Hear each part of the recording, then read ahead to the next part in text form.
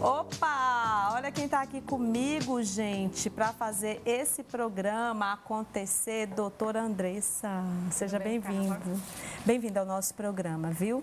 Hoje a gente fala sobre os direitos que pais e mães de filhos PCDs possuem definidos por lei. Todo pai ou mãe que trabalha sabe o quão é difícil conciliar a rotina das suas obrigações externas com o cuidado dos filhos. Então, para os pais que têm filhos PCDs, os cuidados do dia a dia tendem a tornar aí essa tarefa mais desafiadora ainda, porque muitas crianças possuem necessidade de cuidados contínuos com profissionais de saúde, o que acaba levando aí os pais e mães a momentaneamente faltarem ao trabalho ou saírem mais cedo ou até pedirem licença. Então, você pai, você mãe que nos assiste, já precisou acompanhar o teu filho, mas ficou com receio de faltar ao trabalho? Saiba que você tem esses direitos adquiridos por lei, né, doutora? É isso aí. Muito se fala dos direitos das pessoas com deficiência, mas o que a gente precisa ter em mente é que essas pessoas elas precisam de uma rede de apoio. Então, nada mais justo do que resguardar essa rede que está aí sendo composta pelos pais, né, que precisam muitas vezes também ter a sua dignidade garantida. Eles possuem o direito de trabalhar, de prover o sustento dessa criança, mas sem faltar com o seu dever de assistência, sim, certo? Inclusive, os servidores, para servidores públicos, a lei já prevê uma maior flexibilização nesse sentido. Isso. Esses funcionários, esses servidores, eles podem ter a sua jornada de trabalho reduzida, sem a necessidade de compensar essas horas que eles vão deixar de trabalhar e sem também a necessidade de ter essas horas descontadas na folha de pagamento. Então, a gente tem aí todo um movimento legislativo para trazer esses direitos para os funcionários, né, para os trabalhadores seletistas, porque, como você bem disse, é um direito que resguarda apenas servidores públicos, federais, no caso. Então, por analogia, se você não tem esse direito resguardado, seja na própria CLT ou também por acordos ou convenções coletivas, você pode estar aí buscando por analogia, certo, Carla? Eu estou secretária da Mulher e na secretaria, por exemplo, lá nós temos duas seletistas, duas efetivas da Prefeitura Municipal de Teresina, que têm as suas crianças com autismo, né? Então elas têm adquirido aí por lei essa possibilidade de poder ter o horário reduzido, a questão de sair mais cedo, então tudo isso assegurado. Então elas conseguem e são excelentes técnicas, são fantásticas. Mandar um beijo grande a Leilane e a Tatiana, elas fazem um trabalho incrível, como toda a equipe técnica lá da Secretaria da Mulher, e ela tem esse direito. Então elas já fazem toda a programação, já estabelecidos de acordo com o seu horário. Então essa flexibilidade, ela realmente é muito importante para que elas possam, e todas as pessoas possam, porque está previsto em lei, ter a condição de fazer aí o tratamento, né, os cuidados necessários que são necessários com seus filhos, porque tem psicóloga, tem inúmeras situações em que realmente elas precisam se ausentar aí do trabalho. Exatamente. E para garantir também que todo esse tratamento seja de fato efetivo, é importante que a mãe esteja do lado do seu filho, porque a gente sabe, eu não sou mãe ainda, mas você, Carla, sabe que o seu olhar para com o seu filho é diferente de outras pessoas. Eu vou acompanhar o meu filho, eu vou conseguir perceber se o meu filho está ou não se desenvolvendo com aquela terapia ou, enfim, com qualquer outro tratamento que ele esteja sendo submetido. As crianças com autistas hoje, sim, são consideradas pessoas com deficiência e, sim, essas mães possuem esse direito aí de se ausentar e até de serem priorizadas em situações em que aquele trabalho permite o home office, por exemplo. Então, essas funcionárias podem ser priorizadas para entrar nesse nessa modalidade de Para trabalho. comprovar essa necessidade, como é que é feito esse processo?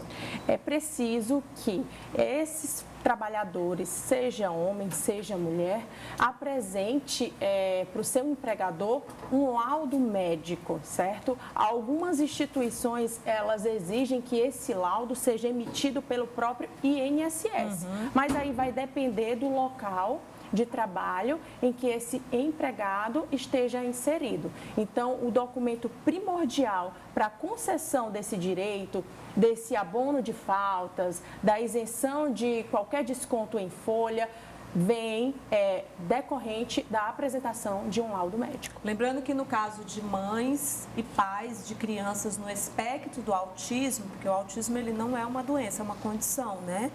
Então, há possibilidade sim, porque algumas mães mandaram mensagens aqui pra gente, dessa flexibilização no trabalho para o acompanhamento no tratamento dos filhos, né? Isso, exatamente. Aí entra na questão que eu te falei. Hoje as crianças, o portador do espectro autismo, é considerado uma pessoa com deficiência, porque a gente acha que a pessoa com deficiência é só aquela pessoa com deficiência física, sim. Mas a pessoa com deficiência intelectual também tem seus direitos resguardados pelo Estatuto da Pessoa com Deficiência. E aí, algumas pessoas também estão mandando mensagens aqui pra gente, pedindo para você explicar o que é o PCDs. PCD são pessoas com deficiência. Como eu estou dizendo, são pessoas que possuem algum tipo de acometimento físico ou intelectual de forma permanente. Pronto, então nós temos aí o aspecto do autismo, temos TDAH, Sim, entra também. Depende assim muito do grau. Sim. Tudo vai ser determinado de acordo com a avaliação médica. Pronto. Então, esse laudo médico é quem vai determinar se aquela pessoa pode ser considerada PCD ou não. Entendi. Então é necessário realmente esse laudo. É importante também, já que nós estamos falando sobre esse assunto, os pais observarem o desenvolvimento dos seus filhos, porque quando a gente fala, por exemplo, do espectro do autismo, ele tem vários graus, né? Exatamente. Então é necessário realmente identificar em que grau, qual o grau na avaliação, claro, dos profissionais. Porque o espectro do autismo, hoje a gente sabe que tem autismo super levinho, né? Tem os o autismo mais severo, severos. Então, são essas condições que são importantes também ser observada pelos pais. Eu tenho entrevistado aqui, eu entrevistei algumas educadoras que me falam muito, inclusive, que na própria escola, são as educadoras, os educadores, que observam muito mais essa condição. Então, é importante também os pais ficarem atentos aos sinais que vão apresentando, né? Isso, exatamente, porque como eu disse, vocês que são mães, vocês que são pais, precisam estar atentos. Aquela criança que não te olha quando você a chama, aquela criança que anda na pontinha dos pés, aquela criança que se mantém mais afastadinha do outro grupo de amiguinhos. Aquela criança que tem uma seletividade alimentar. Exato. Eu queria falar sobre isso também, aproveitando aqui, doutora, me permita, porque é muito comum, eu digo isso porque nós, na Secretaria das Mulheres, temos feito inúmeras rodas de conversas, nós temos uma profissional na Secretaria da Mulher, a Natália Ciarline, que ela é especialista em autismo, então a gente tem levado essas rodas de conversas para o serviço Florescer, que atende mulheres em situação de vulnerabilidade. E nessas rodas de conversa que eu acompanho, eu vejo muitas mães falando sobre essa questão do filho e da filha não aceitar determinados alimentos. E isso me chamou muita atenção, porque tem crianças que têm uma seletividade alimentar. Essa seletividade alimentar pode ser pelo aspecto do autismo. Exatamente. E aí, às vezes, o pai e a mãe não entendem que aquilo é uma condição e a criança não sabe como falar e empurra na criança sem ela conseguir. Exatamente. E é importante a gente deixar isso aqui para esses pais, essa atenção que é especial mesmo, né? Porque antigamente a gente dizia, essa criança, esse menino é ruim para comer. Hoje em dia, à medida que o tempo vai passando e a gente tem mais conhecimento, é preciso que se observe esses detalhes com mais atenção, porque para o autista a textura dos alimentos é algo muito incômodo, vamos dizer assim. Daí surge a questão da rejeição alimentar. Então, não é uma frescura como antigamente se dizia, essa criança é ruim para comer. Isso é um problema grave que deve ser olhado com atenção. Inclusive, andar na pontinha dos pés também, porque tem algumas mães, alguns pais que acham que algum problema ali vai ortopedista, isso, vai em vários profissionais. E aí, esses mesmos profissionais, que eu também já entrevistei alguns ortopedistas aqui, que me falam muito, olha, Carla, a mãe chega lá com a criança, não tem nada, né? Mas é por causa do autismo mesmo, é uma condição do autista andar na pontinha dos pés.